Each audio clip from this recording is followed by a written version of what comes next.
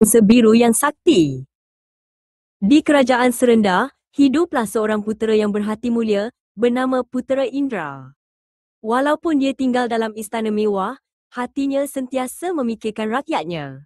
Namun, kini kerajaan serendah ditimpa musibah besar, kemarau panjang yang menakutkan melanda seluruh bumi. Aku mesti mencari jalan untuk menyelamatkan rakyatku, fikir Putera Indra dengan penuh semangat. Dia teringat legenda lama, kisah angsa biru sakti yang tinggal di puncak tasik cahaya, angsa yang air matanya mampu menumbuhkan semula hutan dan sungai. Perjalanan ke puncak itu sangat sukar. Putera Indra terpaksa mendaki bukit licin yang curam. Batu-batu licin dan berlumut menyebabkan kakinya kerap tergelincir, tetapi Indra terus mencuba.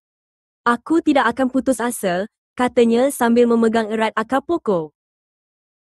Di pertengahan jalan, Indra bertemu dengan seorang penjaga yang sangat pemarah, Pak Janggut.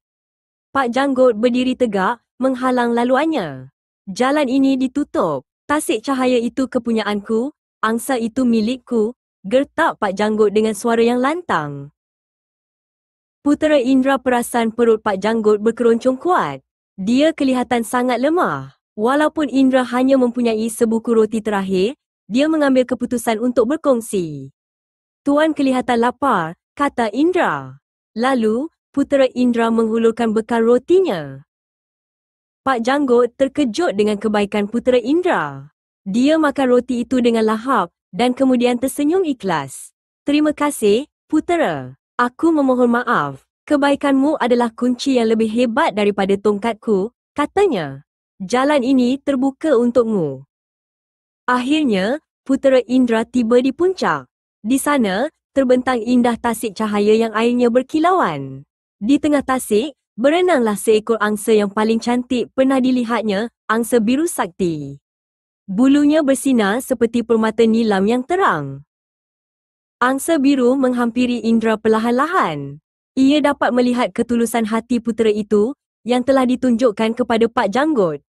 Ia tunduk hormat, dan sehelai bulu biru bercahaya jatuh ke tangan Indra.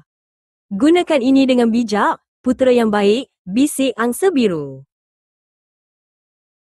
Putera Indra bergegas kembali ke kerajaan serendah. Dia tidak sabar untuk berkongsi keajaiban itu. Dia pergi ke sumber air yang kering, memegang bulu ajaib itu, dan merendamnya di dalam kolam air yang tinggal sedikit, sambil berdoa bersungguh-sungguh. Serta-merta, air mula memancut dari tanah. Sungai mengalir deras, awan kelabu berkumpul, dan hujan turun membasahi bumi. Kerajaan serendah kembali subur. Semua orang belajar, keberanian dan hati yang mulia adalah kunci keajaiban yang lebih berharga daripada harta.